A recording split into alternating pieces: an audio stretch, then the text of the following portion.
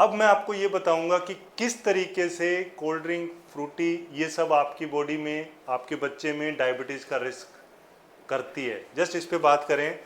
जैसे ही बच्चे ने कोई कुरकुरे चिप्स दे रहे हैं, वो कैसे आपके बच्चे को अफेक्ट करेगा। जैसे ही आप रिफाइंड शुगर देते हैं तो क्या होता है, बॉडी के अंदर शुगर कैसे बढ़ेगी, इस तरीके से। अगर आप वही शुगर फ्रूट्स के साथ दे रहे हैं, अगर वही शुगर आप अनाज के साथ दे रहे हैं, तो वो इस तरीके से बढ़ती है।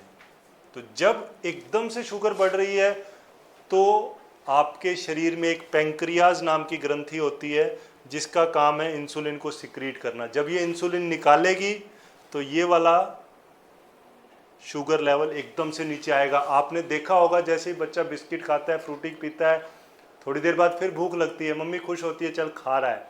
लेकिन क्या आप जानते हैं, जो शुगर राइज हुई थी, इंसुलिन लगी उसको नीचे लाने के लिए, थोड़ी देर के बाद फिर बच्चा कुछ खाता है, फिर आपके पैंक्रियाज को काम करना पड़ता है, शुगर फिर से नीचे आती है, फिर से भूख लगती है।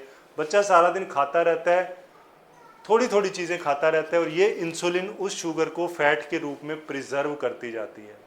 तो इस तरीके से आपके बच्चे में जो ये शुगर्स खा रहा है वो रिस्पॉन्सिबल है मोटापे के लिए। और अगर ये पैंक्रियाज सालों साल इसी तरीके से काम करता रहा, थक जाएगा। 20 से 25 साल लगेंगे ये बीमारी आने में।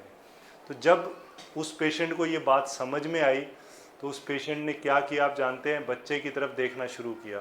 बेटा, आज के बाद तूने कभी बाहर की चीज़ नहीं खानी।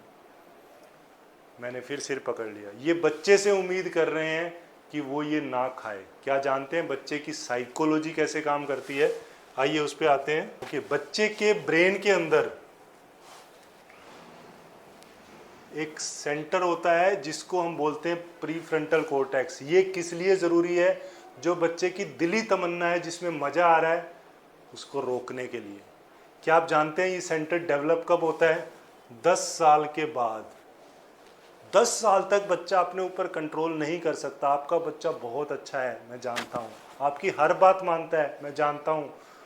डॉक्टर से कहलवा देते हो आपकी नहीं खाना है, बच्चा भी मान लेता है कि नहीं खाऊंगा। लेकिन जब ये चीज़ें सामने आती हैं तो ब्रेन के अंदर एक केमिकल निकलता है, तब बच्चा अपने ऊपर कंट्रोल नहीं कर सकता। जी हाँ, कंट्रोल नहीं कर सकता।